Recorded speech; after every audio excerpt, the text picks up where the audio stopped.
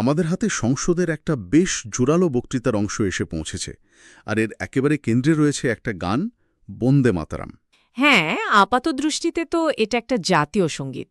কিন্তু এই বক্তৃতাটা শুনলে মনে হচ্ছে যেন এর 1 শতাব্দীরও বেশি সময়ের ইতিহাস, রাজনীতি আর আবেগের স্তরগুলোকে পেঁয়াজের খোসার মতো এক এক করে ছাড়ানো হচ্ছে।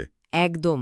চলুন এই জটিল বিষয়টার গভীরে ঢোকা যাক। আমার তো মনে হয় এই আলোচনাটা শুধু একটা গান নিয়ে নয়, বরং একটা জাতীয় প্রতীককে রাজনৈতিক ময়দানে কিভাবে ব্যবহার করা হয় তার একটা জীবন্ত উদাহরণ। ঠিক, বক্তৃতার মূল দ্বন্দ্বটা তো এখানেই। একদিকে এই গান স্বাধীনতা সংগ্রামের ঐক্যের প্রতীক, আবার অন্যদিকে বক্তার অভিযোগ অনুযায়ী এটিকেই এখন রাজনৈতিক বিভাজনের হাতিয়ার হিসেবে ব্যবহার করার একটা চেষ্টা চলছে। আর বক্তা শুরুতেই একটা অদ্ভুত পরিস্থিতির কথা তুলে ধরেছেন, হঠাৎ করে সংসদে এই গানটা নিয়ে এত আলোচনার দরকার পড়ল কেন? ঠিক, উনি তো বলছেন যে এটা আসল সমস্যাগুলো থেকে, ধরুন ওই যে বেকারত্ব বা দিল্লির দূষণ।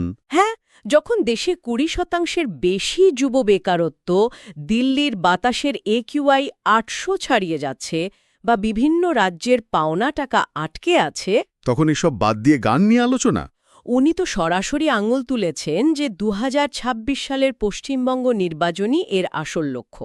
এখানেই তো বক্তৃতার প্রথম মোক্ষম আঘাতটা, তাই না? হ্যাঁ, উনি এক আশ্চর্য বৈপরীত্যের কথা মনে করিয়ে দিয়েছেন। কোনটা? মাত্র 2 সপ্তাহ আগে 25শে নভেম্বর এই রাজ্যসভাতেই একটা বুলেটিনে বন্দে মাতারামকে একটা স্লোগান বলা হয়েছিল। স্লোগান?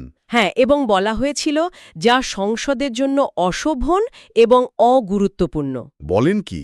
আর তার ঠিক পরে সেই একই গান নিয়ে 10 ঘণ্টা আলোচনার প্রস্তাব।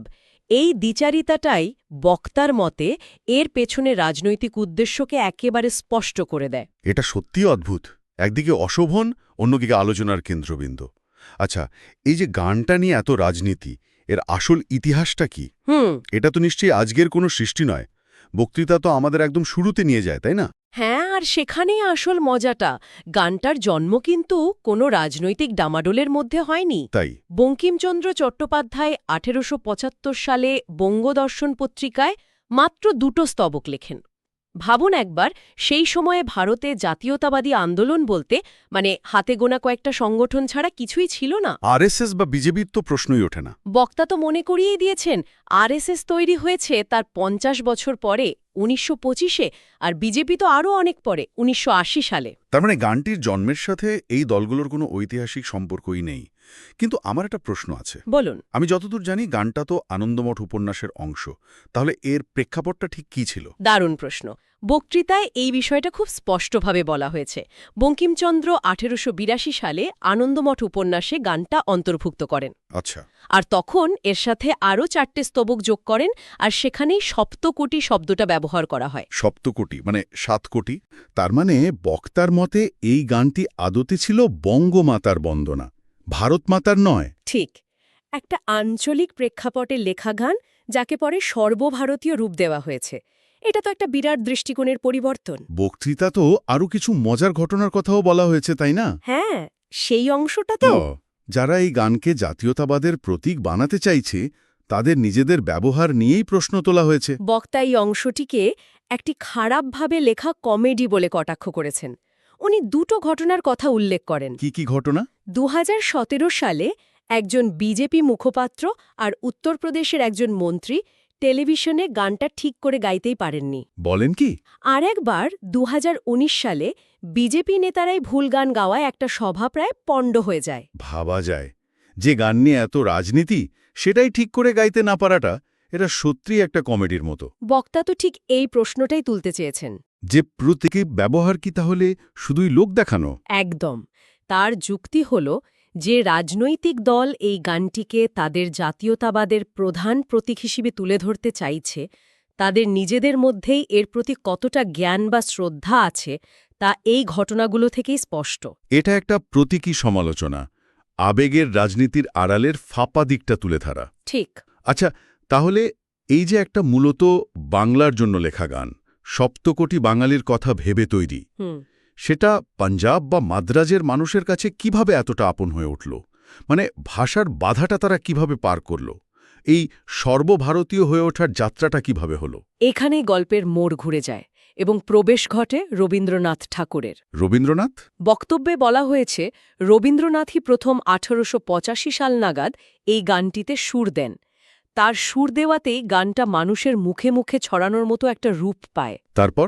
এরপর 1896 সালে কলকাতা কংগ্রেস অধিবেশনে উনি নিজেই প্রথমবার জনসম্মুখে গানটি গেয়ে শোনান। তাহলে রবীন্দ্রনাথের হাত ধরেই এর পরিচিতি ছড়াতে শুরু করে। ঠিক তাই।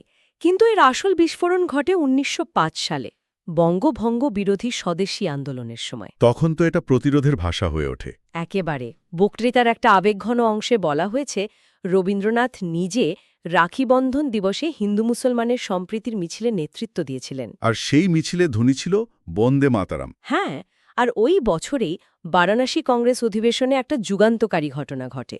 রবীন্দ্রনাথের ভাইজি সরলা দেবী চৌধুরানী তিনি কি করলেন? তিনি সপ্তকোটি শব্দটিকে বদলে ত্রিংশতকোটি অর্থাৎ 30 কোটি করে গাইলেন। 30 কোটি তৎকালীন ভারতের জনসংখ্যা। ঠিক। তার মানে ওই মুহূর্তেই গানটা আনুষ্ঠানিকভাবে বাংলার সীমানা ছাড়িয়ে পুরো ভারতের হয়ে উঠল। একদম। এরপর তামিল কবি সুব্রহ্মণ্য ভারতী এটাকে তামিলে অনুবাদ করলেন। দেখতে দেখতে বিজয়বাড়া থেকে পঞ্জাব সমস্ত প্রতিবাদ আর মিছিলে এটা প্রতিরোধের সাধারণ ভাষা হয়ে উঠল। ক্ষুদিরাম বসু থেকে রামপ্রসাদ বিসমিল। বাহ! আশফাকুল্লা খান বক্তা মনে করিয়ে দিয়েছেন বিপ্লবীরা ফাঁসির মঞ্চে যাওয়ার সময় এই গানই গাইতেন। এটা তখন আর বাংলা বা সংস্কৃত স্তোত্র ছিল না। এটা হয়ে উঠেছিল ব্রিটিশ শাসনের বিরুদ্ধে এক শক্তিশালী আহ্বান। ঠিক। এখানেই তো গল্পের সবচেয়ে বিস্ফোরক অংশটা আসে, তাই না? হ্যাঁ, গানটা ছোট করা নিয়ে যে বিতর্ক। বক্তৃতায় সরাসরি একটা প্রচলিত ধারণাকে চ্যালেঞ্জ করা হয়েছে যে জওহরলাল নেহরু নাকি মুসলিমদের তোষণ করার জন্য গানটিকে ছোট করেছিলেন। হ্যাঁ, এটা একটা মারাত্মক অভিযোগ। বক্তা দাবি করেছেন একজন বিজেপি সাংসদ সংসদে দাঁড়িয়ে একজন অস্তিত্বহীন ইতিহাসবিদ শচী ভট্টাচার্য অস্তিত্বহীন হ্যাঁ এবং একটি অস্তিত্বহীন বইয়ের কথা বলেছেন এই তথ্য প্রমাণ করার জন্য। বক্তা এর বিপরীতে আসল ইতিহাসবিদ সব্যসাচী ভট্টাচার্যের গবেষণার কথা তুলে ধরেন। তাহলে আসল ঘটনাটা কি ছিল? গানটা সংক্ষিপ্ত হলো কিভাবে? সব্যসাচী ভট্টাচার্যের বই অনুযায়ী গানটি সংক্ষিপ্ত করার পরামর্শ দিয়েছিলেন স্বয়ং রবীন্দ্রনাথ ঠাকুর। রবীন্দ্রনাথ নিজে? হ্যাঁ। 1937 সালে কংগ্রেস ওয়ার্কিং কমিটি যখন এই গান নিয়ে বিতর্কের মুখে পড়ে তখন তারা রবীন্দ্রনাথের পরামর্শ চায়। আর রবীন্দ্রনাথ নেহেরুকে একটি চিঠি লেখেন। কি লিখেছিলেন তিনি সেই চিঠিতে? এটা তো খুবই গুরুত্বপূর্ণ একটা তথ্য। রবীন্দ্রনাথ তার চিঠিতে লেখেন যে বন্দে মাতরমের প্রথম দুটো স্তবক মাতৃভূমির একটি অসাধারণ সুন্দর বর্ণনা, যা সকলের কাছে গ্রহণযোগ্য। ঠিক। কিন্তু পরের অংশগুলো আনন্দমঠ উপন্যাসের প্রেক্ষাপটে লেখা এবং সেখানে দেবী দুর্গাকে সরাসরি আহ্বান করা হয়েছে। ও আচ্ছা। তার মতে উপন্যাসের জন্য সেটা ঠিক থাকলেও এমন একটা জায়গায় যেখানে সব ধর্মের মানুষ একত্রিত হয়, মানে সংসদে, সেখানে এই অংশটি বিবাদ সৃষ্টি করতে পারে। তাই তিনি প্রথম দুটো স্তবকই নিতে বলেন। হ্যাঁ, বহুত্ববাদী ভারতকে এক সুতোয় গাঁথতে হলে প্রথম দুটো স্তবকই জাতীয় সঙ্গীত হিসেবে নেওয়া উচিত। তার মানে যা বলা হয় ঠিক তার উল্টো। বিভেদ তৈরির জন্য নয়, বরং বিভেদ মেটানোর জন্যই স্বয়ং রবীন্দ্রনাথ এই পরামর্শ দিয়েছিলেন। আর কংগ্রেস সেই পরামর্শই মেনে নিয়েছিল। এটা তো পুরো প্রেক্ষাপটটাই বদলে দেয়। ঠিক। বক্তা এই তথ্যটি ব্যবহার করে দেখিয়েছেন কিভাবে ইতিহাসকে বিকৃত করা হচ্ছে। তার যুক্তি, এই সিদ্ধান্ত ছিল ভারতকে ঐক্যবদ্ধ রাখার একটি প্রচেষ্টা, কোনো তোষণের রাজনীতি নয়। এরপর বক্তা যা করেছেন তা এক কথায় অসাধারণ। ওই রিপোর্ট কার্ডের ব্যাপারটা? হ্যাঁ, উনি বন্দে মাতরম গানটির কথাগুলোকেই বর্তমান সরকারের জন্য একটা রিপোর্ট কার্ড বানিয়ে ফেলেছেন। আসুন এটা একটু ভেঙে আলোচনা করা যাক। শুরুটা হচ্ছে সুজলাং সুফলাং দিয়ে। হ্যাঁ, সুমিষ্ট জলের এবং ফলে ভরা দেশ। এর বিপরীতে বক্তা তথ্য তুলে ধরেছেন যে ভারতের 70% জল পানের অযোগ্য। আর ভূগর্ভস্থ জলস্তর? 21টি বড় শহরের ভূগর্ভস্থ জলস্তর প্রায় শেষ এবং যে জল জীবন মিশন নিয়ে এত প্রচার তার বাজেটই কমিয়ে দেওয়া হয়েছে। গানের আদর্শ আর বাস্তবের এই বৈপরীত্যটা উনি তুলে ধরেছেন। এরপর আসে মলয়া যা শীতলাম, শীতল বাতাস। এর জবাবে বক্তা দিল্লির সেই ভয়াবহ বায়ু দূষণের কথা বলেছেন, যেখানে AQI 800 থেকে 1000-এর মধ্যে ঘোরাফেরা করে। এটা তো মারাত্মক। আরও মারাত্মক তথ্য হল দেশের 78% তাপবিদ্যুৎ কেন্দ্রকে দূষণরোধী নিয়ম মানা থেকে ছাড় দেওয়া হয়েছে। দূষণের কারণে জিডিপির প্রায় 9.5% ক্ষতি হচ্ছে। কোথায় মলয়জ বাতাস? ঠিক তারপরেই শস্য শ্যামলাং, শস্যে ভরা সবুজ দেশ। আর বক্তার রিপোর্ট কার্ড বলছে কৃষি বাজেট কমেছে, দেশের 37% জমির উর্বরতা নষ্ট হচ্ছে এবং মাটিতে পুষ্টির অভাব। এরপর মধুরভাষিণীং সুখদাং, অর্থাৎ মিষ্টি ভাষা ও সুখদাত্রী মা। এর বিপরীতে বক্তা ঘৃণামূলক বক্তব্য, সংখ্যালঘুদের প্রতি ভয়ের পরিবেশ এবং বিশ্ব সুখ সূচকে ভারতের লজ্জাজনক অবস্থানের কথা মনে করিয়েছেন। কততম স্থান? 147টি দেশের মধ্যে 118তম। এটা তো সাংঘাতিক একটা কৌশল, জাতীয় সঙ্গীতকে আয়না হিসেবে ব্যবহার করে দেশের আসল চেহারাটা দেখানো। বক্তা তো আরও গভীরে গিয়েছেন, তাই না? হ্যাঁ তুমি বিদ্যা, তুমি ধর্ম, এই লাইনটা নিয়েও তো কথা বলেছেন। হ্যাঁ, বিদ্যার ক্ষেত্রে উনি দেখিয়েছেন কিভাবে শিক্ষা খাতে বাজেট বরাদ্দ কমেছে। ইউজিসির বাজেট 47% কমানো হয়েছে। আর দিল্লি বিশ্ববিদ্যালয়ের মতো প্রতিষ্ঠান আর্থিক সংকটে ভুগছে। ঠিক। আর ধর্ম শব্দটির ব্যাখ্যায় উনি ঋষি অরবিন্দের কথা টেনে এনেছেন। অরবিন্দ, তিনি কি বলেছিলেন? অরবিন্দ যখন গানটি ইংরেজিতে অনুবাদ করেন তখন ধর্ম শব্দের অর্থ লিখেছিলেন কন্ডাক্ট বা আচরণ, রিলিজন বা ধর্মবিশ্বাস নয়। ও, ইন্টারেস্টিং। বক্তার মতে এটাই ছিল গানটির আসল জাতীয়তাবাদী ব্যাখ্যা। দেশপ্রেম মানে সঠিক আচরণ, আর একটি শাসক দলের ধর্ম শুধুমাত্র রাজধর্ম হওয়া উচিত। এই প্রসঙ্গে তিনি প্রাক্তন প্রধানমন্ত্রী অটল বিহারী বাজপেয়ীর সে বিখ্যাত উক্তিটিও স্মরণ করিয়ে দেন। হ্যাঁ, যা তিনি গুজরাট দাঙ্গার পর তৎকালীন মুখ্যমন্ত্রীকে বলেছিলেন, রাজধর্ম পালন করুন। অর্থাৎ শাসকের একমাত্র ধর্ম হল প্রজাদের কল্যাণ, কোনো পক্ষপাতিত্ব নয়। ঠিক। বক্তার যুক্তি হল এই গানের প্রতি আসল সম্মান জানানো মানে শুধু মুখে গাওয়া নয়, বরং এর প্রতিটি শব্দের আদর্শকে বাস্তবে রূপ দেওয়া। উনি তো আরও কিছু সূচকের কথাও বলেছেন। হ্যাঁ, বিশ্ব প্রেস ফ্রিডম সূচক, জেন্ডার গ্যাপ সূচক, গ্লোবাল হাঙ্গার সূচক, যেখানে 2014 সালের পর থেকে ভারতের র্যাঙ্কিং লাগাতার পড়েছে। এক কথায় গানের আত্মার সাথে বর্তমান বাস্তবতার এক তুলনামূলক বিশ্লেষণ। তাহলে এই পুরো আলোচনা থেকে আমরা কি পেলাম? একটা গান নিয়ে রাজনৈতিক বিতর্ক দিয়ে শুরু করে আমরা ইতিহাস, পরিচয় এবং শাসনের গভীরতায় ডুব দিলাম।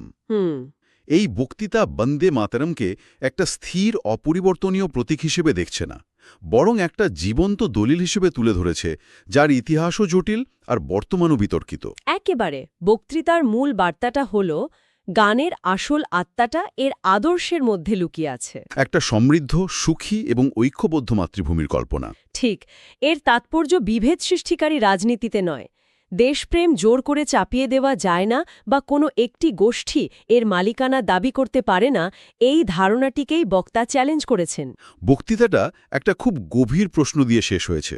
রবীন্দ্রনাথকে নিয়ে, তাই না? হ্যাঁ, যিনি এই গানটিকে জনপ্রিয়তার শিখরে নিয়ে গেলেন, সেই রবীন্দ্রনাথ ঠাকুরই একটি বহুত্ববাদী সমাজের কথা ভেবে এর একটি সম্পাদিত রূপ ব্যবহারের পরামর্শ দিয়েছিলেন।